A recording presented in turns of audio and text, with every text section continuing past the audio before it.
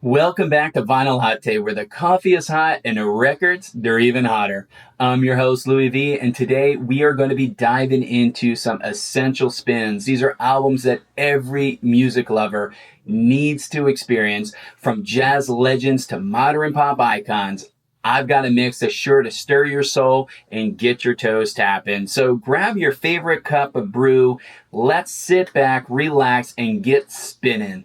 Now, these are records that I've recently collected. These are new additions to my collection. So not only am I going to give you some information about each album, I'm going to tell you some specifics on the pressing themselves. And we're going to dive right into Herbie Hancock's Imperial Isles. This was released in 1964, and this album is a cornerstone of his career. This is really blending that post-pop and modal jazz with a touch, just a touch of avant-garde. And you got tracks on here like Cantaloupe Island that has just become jazz standards, showcasing Hancock's innovative approach to composition and improvisation. And interestingly, Cantaloupe Isle was later sampled by the band Us Three for their hit Cantaloupe Flip Fantasia, and that was in 1993.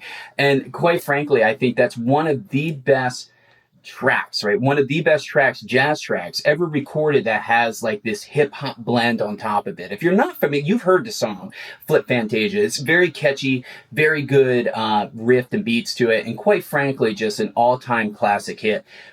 I'm going through this, sharing this with you. I'm realizing, I don't even have a pressing of that album. I've never been able to find it in the wild, but it's also released on Blue Note, and is maybe something I need to go out to Discogs to get, because it's just fantastic. And I think when that song came out, it really introduced Hancock's genius, his genius, to a whole new generation.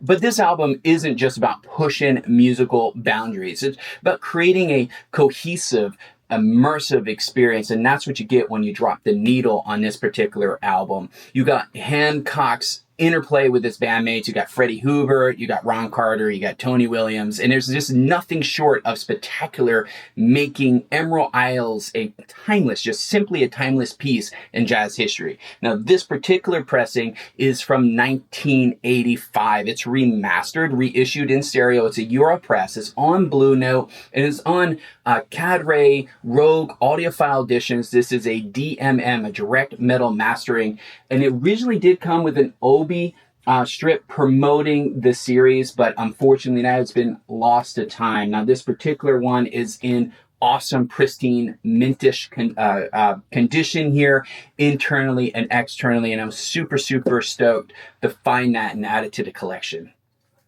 Next up, we have Round Midnight. This is the original motion picture soundtrack by Herbie Hancock and various artists, released in 1986. Now, a lot of folks don't correlate Hancock with soundtracks. He actually did release 4 soundtracks in his career, this one being, I believe, the last one that he recorded. And this soundtrack really captures the soul of the film, celebrating jazz as a true art form.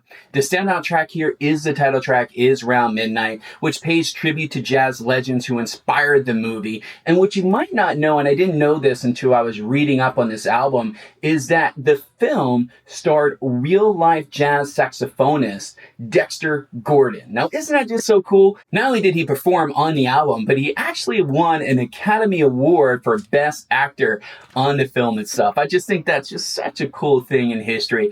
That particular pressing is an 86. It was in stereo. It's a Carlton pressing on Columbia labels. All right, moving on now. Let's talk about Miles Davis. And this is Miles Davis at Carnegie Hall. This was recorded live in 1961, and this is a monumental album. It really captures his raw energy and virtuosity of Davis and his quintet. And if you're into jazz, this is a must listen. This is a live performance filled with spontaneous creativity that makes jazz just so special. And if you're into jazz, you know what I'm talking about.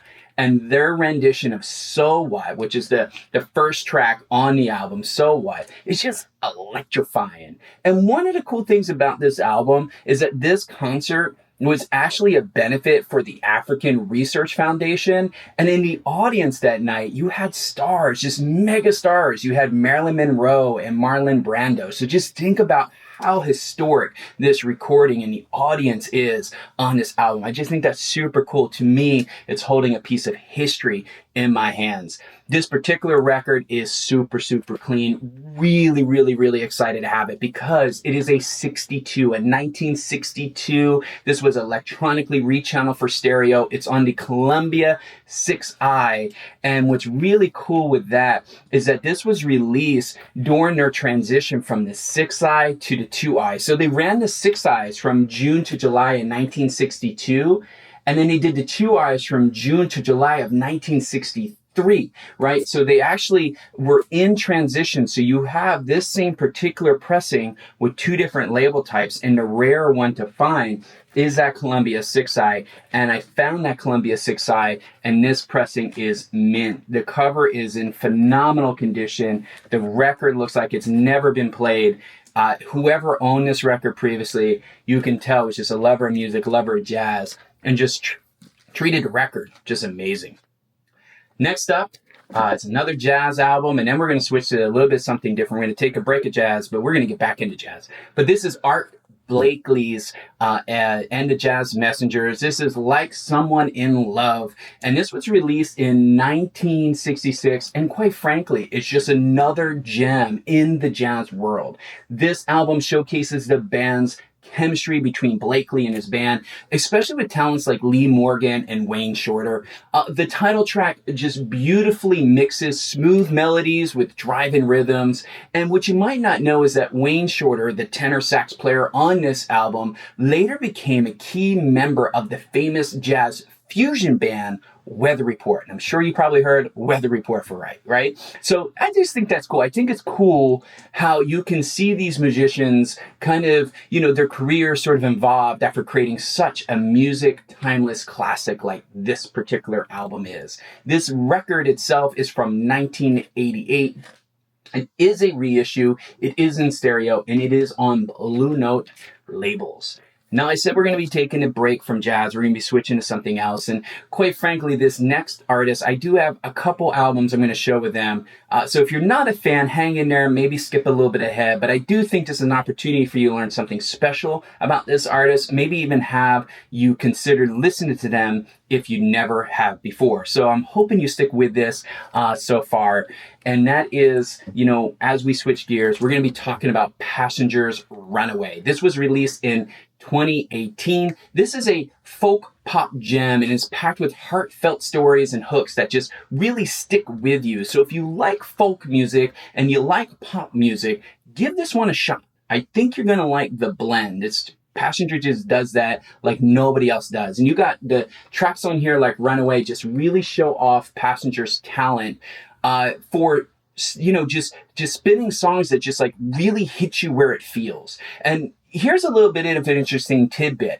Passenger, whose real name is Michael Rosenberg, actually started his career busting on the streets of England. So he really has grown up in the music world. He started from nothing, if you will, and built himself up. And I think that really showcases his genius on albums like this. You got this down-to-earth vibe that really comes through on his music.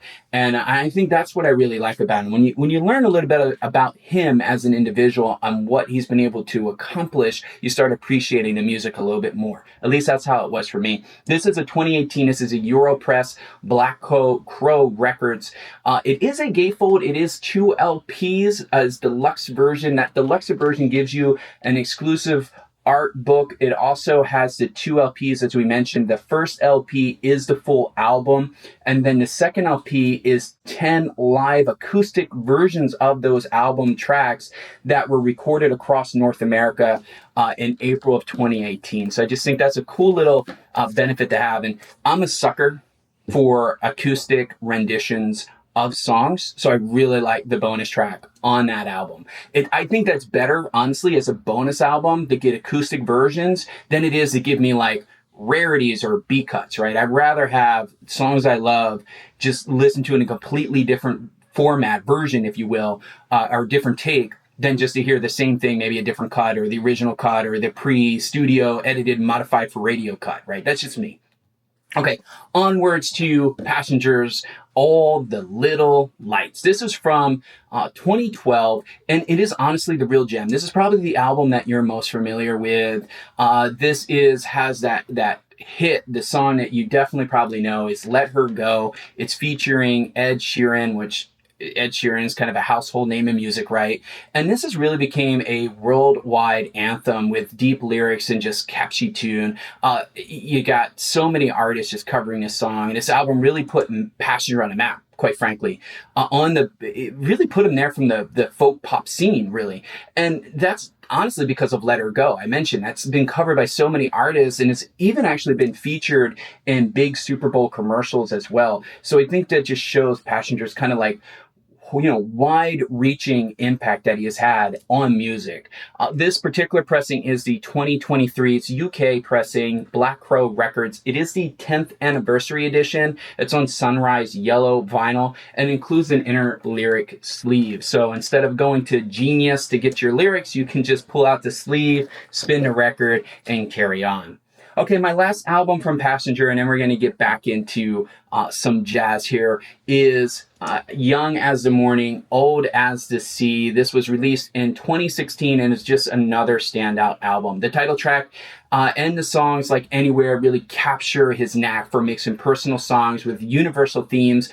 And a fun fact with this, when he actually wrote this album as he was traveling like all over, just soaking in these amazing landscapes for inspiration. And the cover actually represents that. So many folks correlate, this picture with him standing here, with the ocean kind of in the foreground or the background here. This is just kind of a play on the title, but it's actually just from the inspiration of him traveling, all over the place, getting inspiration from beautiful landscapes to put this music together. So I just thought that was kind of cool little twist there. It's from 2016. It's UK pressing, Black Crow labels.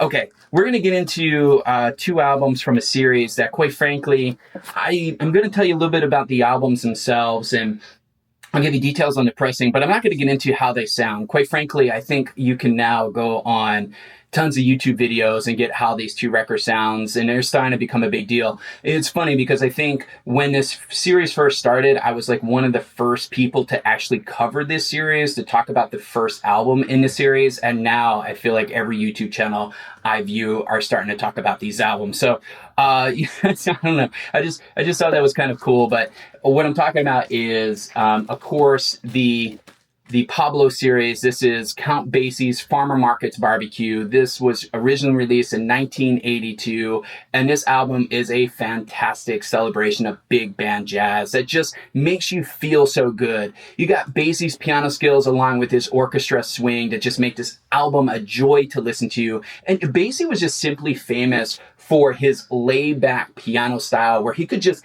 say so much with just a few notes. And it's amazing how such big impact with such simple approach has just made on music and jazz in general. This is fantastic sounding pressing. It's the 2024 Analog Productions, part of that Pablo series as we were just talking about. This cut from the parts, mastered by Doug Sachs, from original analog mastering tape. It's pressed at QRP like most AP stuff is. It's housed in that stout-in printed tip-on single sleeve jacket, which quite frankly I'm not mad about. Some of the YouTubers that I was listening to were like a little upset that this whole Pablo series doesn't have like these gatefolds and stuff, that they're pretty much these single tip-on satin jackets. Quite frankly, as my collection grows, I'm happy about that. I don't need gatefolds where gatefolds don't need to be applied, especially the Stoughton gatefolds, because they're so much thicker than a typical gatefold. While I love the quality of them and while I have them, you run into problems with shelf space. You run into problems of putting outer sleeves on them, even though, AP at least gives you outer sleeves that are, when you tear off the top, you can use them. I just, I'm happy sometimes of just getting the single sleeves done well, and I think these are done well. Another album you definitely shouldn't miss, especially if you've been following the series, is the 88 Basie Street. is also by Count Basie and his orchestra, released back in 1984. This was recorded on this is actually a perfect example of classic Basie sound. You just got that tight rhymes, vibrant bass with Basie's flawless piano playing. It just really showcases his lasting impact on the jazz scene. And this album was recorded at Basie's own studio, which he called Basie Street, and that was nicknamed after the venue where he often performed. So I just think that was really cool. Again, this is a 2024 Analog Productions Pablo series, 180 gram audiophile pressing. This one was actually mastered by Kevin Gray from the original analog master tape, pressed at QRP, which you already know. I don't even have to tell you that. Stoughton tip-on jackets, just a really great record, really great series. And what's kind of cool, I want to show you real quick, I think this is kind of cool, is that if you look back at my first video of this series, I covered the alternate blues album. And one of the things I mentioned was I was a little bit disappointed in that review of the insert. When I first got the insert, they had this like just generic ad sheet that really had nothing to do with the series at all. And I made a comment and I said, hey, it would be great if this ad insert actually represented the series itself. So 10, 15 years later, you can look at the ad sheet and you can say, oh, I got those albums, or man, that's the one I always missed, right? Like, I just think it would be a cool little ad, right? Because otherwise you're just throwing an ad in my record. It has no relevance to the record or the series itself. And I'm glad Chad's a fan of the channel because he listened, and now you have actually the Pablo series in the ad sheet. They've also come up with the Atlantic 75, something else I mentioned that I really thought they should have done with some of the Atlantic 75s. And then, of course, you got some additional series here, the Bluesville, the Verb, and the Contemporary Records. So I'm glad that Chad was listening, watched the video, and said, hey, Louis V, that's a great idea. Vinyl Latte is just filled with so many wonderful ideas. We're going to have marketing get right on that. We all know that Chad's not a fan. He probably doesn't even know I exist in the world. It's just coincidence, I am certain. But I am happy to see that they did make that change, because to me, now I want to keep the ad sheet. To me, it's just not junk thrown into my record. It actually, means something, right? It's something now I want to keep with the record. So I'm glad to see those changes. I think that's a change for the better. Okay, next up, we are going to talk about an old record that's new, and that's Lake Street Dives. This is Good Together. This is from 2016, and this album's really cool mix. It's got some pop, it's got some rock, it's got some soul. It features some tight harmonies with some catchy tunes, especially on songs like Good Together and Dance with a Stranger. I think they're two cool standout tracks. They're the first two, so easy to go into your streaming and hit play. It's really a modern classic for sure. You got the band members here. It's kind of funny because they all kind of met while studying at the New England Conservatory of Music, and they had a variety of musical tastes, and when you combine their musical backgrounds together, it could have went horribly wrong, but it didn't. And this album really shines through with some unique sound here, and I think it's really, really cool. Now, I mentioned this is something that's new, but it's really old. This is actually a 2024 pressing from Fantasy Records, and it's part of the Magnolia Record Club. This is an exclusive Magnolia Record Club edition, pressed on clear smoke vinyl. So the only way to get this particular pressing is to be a member of their record club, which I am. I am a member of their record club. I think they do really good curation of music. It's one of those record clubs that give me music that I wouldn't buy. I would not go to a store and buy some of the records from that club, but I got to tell you, every time I do get a record sent to me and I open a box and I put that record on my turntable, I'm like, man, this is a good album. I'm glad it was sent to me. And therefore, I continue to be a Magnolia Record Club subscriber, just so I can expand my musical taste and to discover new albums I wouldn't have gone and hunt for. And their membership is fairly inexpensive. If you're interested in checking out, I do have a link in the description of this video. It does give you like $5, I think, towards your membership if you use my referral link. I think I also get $5 credit on their store or something like that if you use it. It doesn't make a huge financial difference probably to you, to me, but I would appreciate if you are interested in checking out the Magnolia Record Club, give that link a click, because you help support the channel, right? The money that your referral money helps me buy more records that I can help share with you. So anyway, I want to switch kind of gears here, go back to another series. And this is interesting to me because, quite frankly, I think blues is one of those genres that I don't do a good job at curating. When I go to a record store, I spend a lot of my time looking at like the Holy Woolly Mall, the audiophile pressings, the rare stuff, because that's what I'm kind of into lately. And then I'll look at like the rock and the pop, and I'll look at the hip hop and the EDM stuff.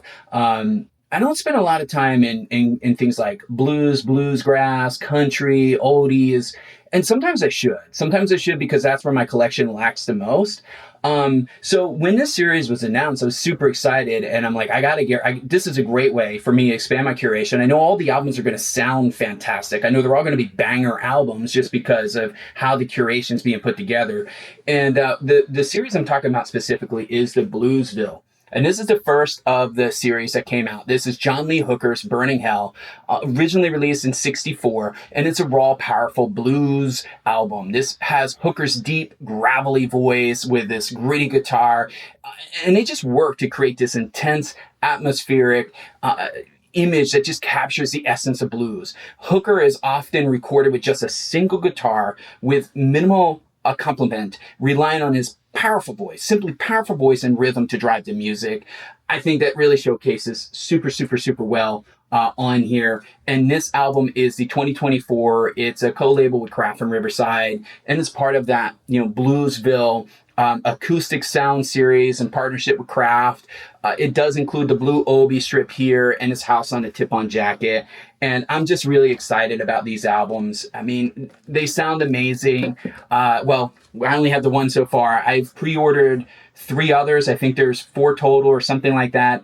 One I just can't pre-order yet. I've been pre-ordering all these, by the way. A lot of folks are pre-ordering these from Acoustic Sounds or Kraft. I've been pre-ordering them at my local record store. So the only reason why I haven't pre-ordered one is because they haven't had it in their system yet to pre-order.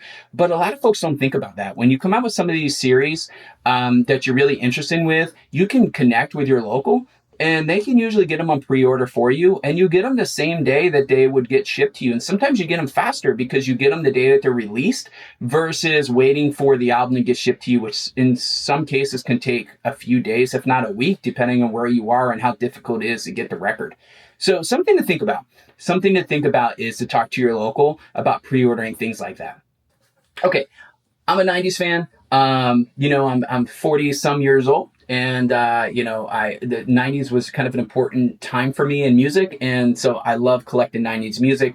And I was super excited when I saw Seal's self-titled debut album get reissued. This is from 1991, and to me is a must listen. It really brought his unique mix of soul, pop, and rock with standout tracks like Bring It On and Prayer for Dying. I think those songs just really highlight his distinctive voice and his innovative approach. And this album to me is standout from the early 90s. Seal has just been so cool. His music is, this album, when this came out, this was like all over the place. This was like the album to have. I mean, this was a big deal back then. So I just think it's cool now to have this particular album in my hands, reissued and done well. I'm going to talk about the pressing here in a moment, but you might realize that Seal has some scars on his face, and he's actually been pretty open about that. They're due to a medical condition called lupus, and he's helped really raise a lot of awareness. He's been open about it, he spoke about it, and he's helped to raise a lot of awareness for this autoimmune disease. And I just, I didn't know that when I was younger. I was just like, why is that guy, maybe got beat up, maybe got in a fight. I didn't know. But I later read up about it and realized that, and then I just realized how much of an advocate he is with it and what kind of awareness he's done. I just thought that was kind of cool. If you haven't realized, this is the 2024. This is on Warner and Rhino. It is a B&N exclusive here. Thank you, B&N, Barnes & Noble, for putting stickers you can't peel off without killing your shrink wrap. But this is the 30th anniversary 2LP edition. Exclusive to Barnes & Noble. It's on milky clear vinyl. It does include the original album remastered by Trevor Horn, plus the B-sides. They're known as rarities here in the back here. They have a couple rarity tracks in the back. So if you're a fan of Seal, if you haven't found a really good pressing of that in quite some time, I think that's a great one to pick up.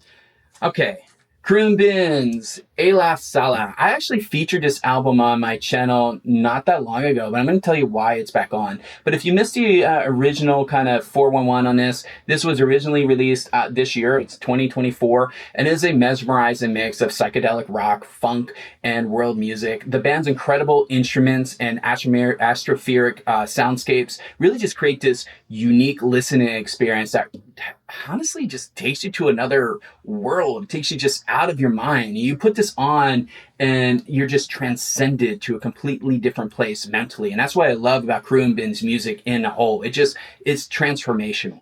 The band's name, by the way, Khruangbin, is actually a Thai word meaning engine fly.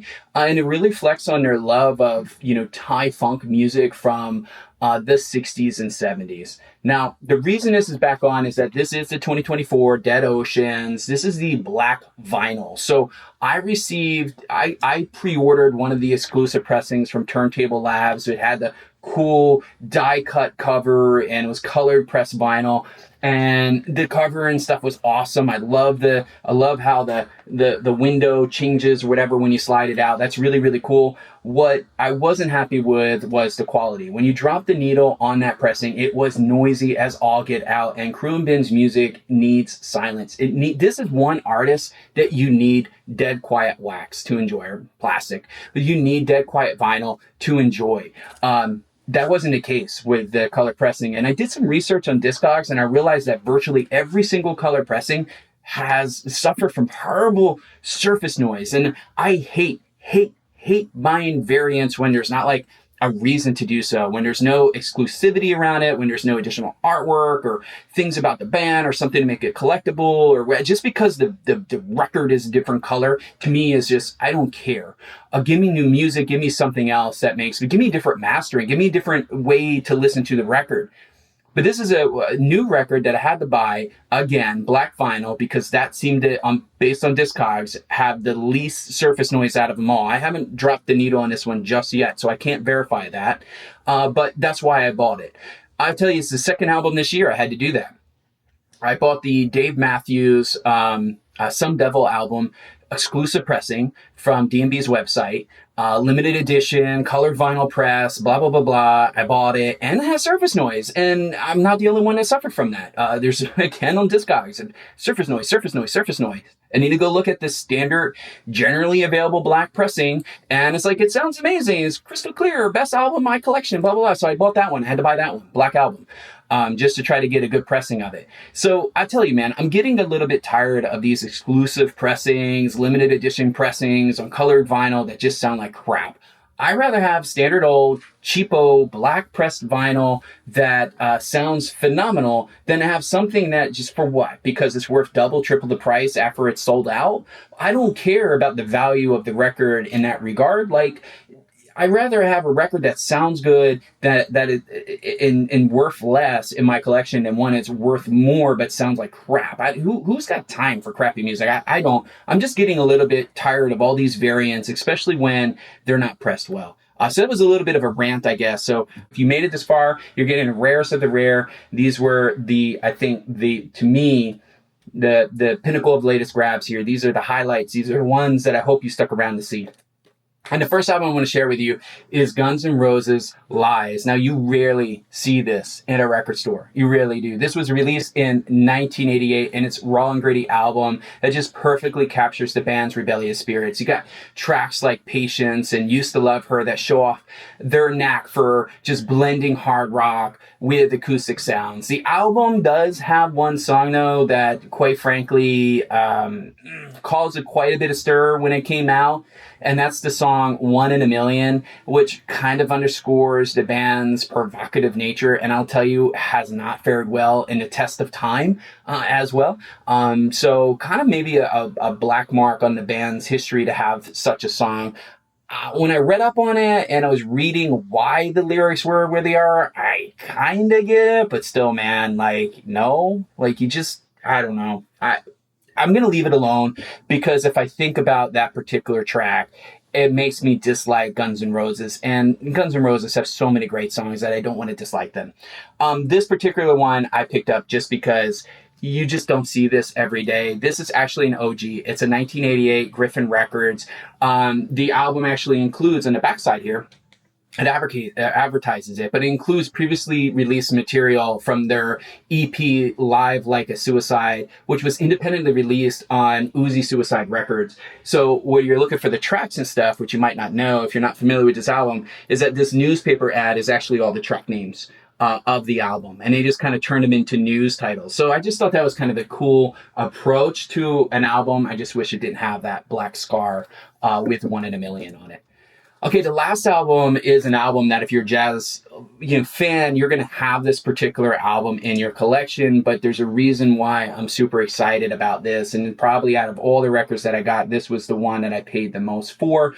I did want to get an original jazz classic version of this because from what I was doing research on, that was sort of the definitive pressing outside of this one. And it was super difficult to find this one in mint condition. The only reasonable answer was to get the OJC, but then I found the grail. I found the gem. And the album I'm referring to is John Coltrane's Workin with the Miles Davis Quintet. This was released in 1960. It's a hard bop classic. The dynamic interplay between Coltrane, playing tenor sax, and Davis's trumpet, is both just thrilling and deeply emotional. And this album is one of 4 with the same recording session, along with relaxing, streaming, and cooking.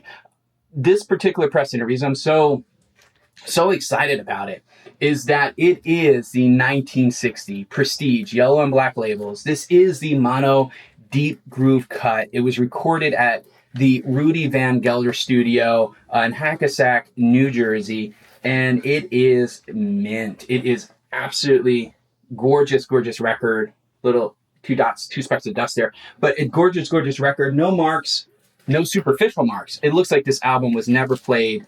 And it's so cool to get an OG pressing of this album that, quite frankly, in my opinion, even came with the insert, which is just an ad sheet, nothing exciting to share. But it came with the insert.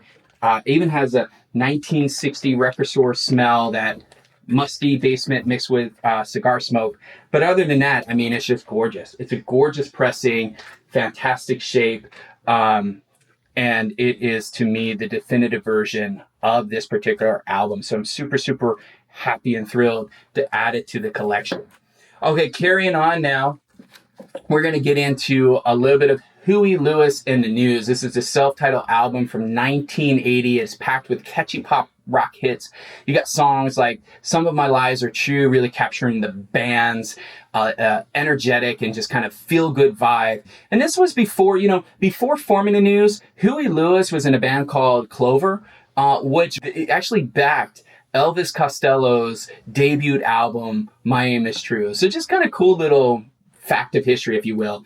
This particular pressing is a 1983 Pittman pressing. It's a reissue on stereo. Chrysalis is the label. Mixed at Studio 55 in Los Angeles, and it was mastered at the Mastering Lab. I also picked up another Huey Lewis in the News. Both of these albums were part of the record store owner's personal collection, so he was just selling off some of his own records. These are records that he owned pretty much in the entire life of the record.